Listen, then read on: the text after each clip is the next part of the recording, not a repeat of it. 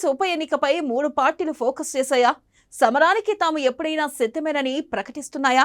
ఇప్పటికే అభ్యర్థులపై సర్వే కూడా చేశారా? కాంగ్రెస్ నుంచి ఎవరు సీటు సంపాదించుకోబోతున్నారో? బీఆర్ఎస్ సిట్టింగ్ సీటును నిలుపుకుంటుందా? టీడీపీ జనసేనతో బీజేపీ పొత్తు పొడుస్తుందా? అసలు ఏ పార్టీకి గెలుపు అవకాశాలు ఉన్నాయి?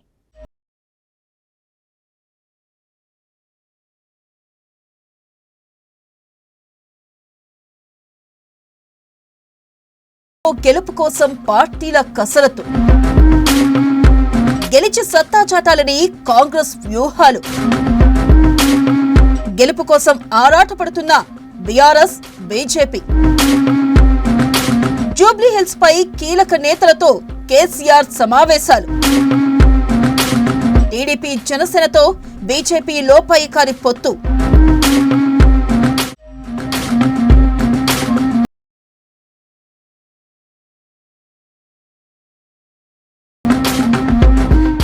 తెలంగాణలో జూబ్లీహిల్స్ ఉప ఎన్నిక అన్ని పార్టీల మధ్య కాకరేపుతుంది. నోటిఫికేషన్ ఎప్పుడొచ్చినా అన్ని పార్టీలు పోటీ చేసేందుకు సిద్ధమవుతున్నాయి. ఇప్పటి నుంచే అస్త్రశస్త్రాలు సిద్ధం చేసుకుంటున్నాయి. జూబ్లీహిల్స్ ఉప ఎన్నికల్లో గెలిచి సత్తా చాటుకోవాలని ప్రయత్నిస్తున్నాయి. ఉప ఎన్నికల్లో గెలిచి తమ ప్రభుత్వంపై ప్రజల్లో విశ్వాసం చెక్కు చెదరలేదని కాంగ్రెస్ పార్టీ ప్రయత్నిస్తుంది. అదే సమయంలో ప్రభుత్వంపై 2 ఏళ్లలోనే అసంతృప్తి పెరిగిందని, అందుకు ఉప ఎన్నికల్లో గెలిచి నిరూపించాలని బీఆర్ఎస్ పార్టీ తహతహలాడుతుంది. ఇక మరొక వైపు బీజేపీ కూడా తాము రేస్లో ఉన్నామని, ఈసారి అధికార పీఠం తమదేనని తేల్చి చెప్పేందుకు ఈ ఎన్నికను రెఫరెండంగా చూడాలని కమలనాథులు చెబుతున్నారు.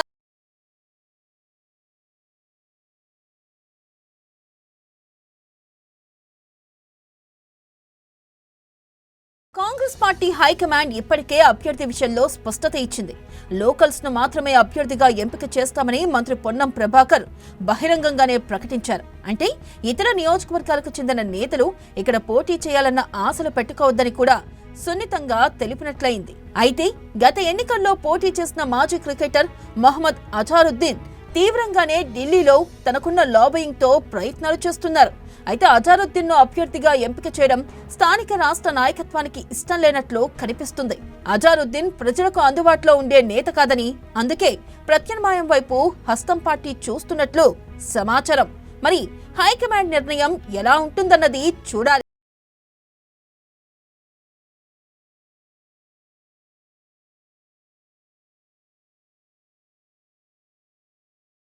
మరొకవైపు బీఆర్ఎస్ పార్టీ ఖచ్చితంగా జూబ్లీహిల్స్ స్థానాన్ని సొంతం చేసుకోవాలని భావిస్తుంది. తమ సెట్టింగ్ స్థానం కావడంతో తిరిగి నిలుపుకోవాలని కేసీఆర్ కు ఉన్న ఇమేజ్ ఏమాత్రం తగ్గలేదని, అదే సమయంలో రేవంత్ సర్కార్ పై వ్యతిరేకత ప్రారంభమైందని, రాష్ట్ర వ్యాప్తంగా ఉన్న నేతల్లోనూ క్యాడర్లోనూ జోష్ నింపాలంటే ఎన్నికల్లో గెలవడం ముఖ్యమని భావిస్తుంది.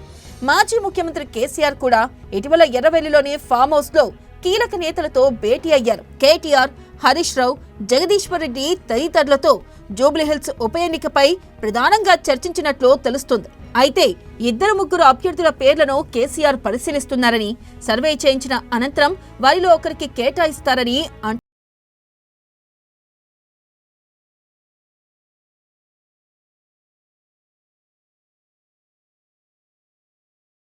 బీజేపీ కూడా జూబ్లీహిల్స్ ఉప ఎన్నికపై నమ్మకం పెట్టుకుంది. ఇక్కడ తెలుగుదేశం పార్టీ ఓటు బ్యాంకుతో పాటు సినీ ప్రముఖులు ఎక్కువగా ఉండడం తమకు కలిసి వచ్చే అంశంగా భావిస్తుంది.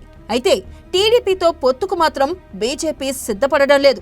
టీడీపీ జనసేనల నుంచి లోపాయికారి పొత్తును కుదుర్చుకొని బరిలోకి దిగి గెలవాలని బీజేపీ కూడా వ్యూహాలు రచిస్తుంది. ఇక జూబ్లీహిల్స్ ఉప ఎన్నిక టికెట్ కోసం అనేక మంది నేతలు ప్రయత్నిస్తున్నారు. అయితే ఇది కూడా ఢిల్లీ స్థాయిలో తేలాల్సిన అంశం కావడంతో కొందరు కేంద్ర మంత్రులు బండి సంజయ్ ద్వారా, మరికొందరు కిషన్ రెడ్డి ద్వారా, ఇంకొందరు రాజ్యసభ్యులు కె లక్ష్మణ్ ద్వారా లాబియింగ్ మొదలు పెట్టినట్లు ప్రచారం జరుగుతుంది. మొత్తం మీద జూబ్లీహిల్స్ ఉప ఎన్నిక 3 పార్టీల్లో హీట్ రేపుతుందని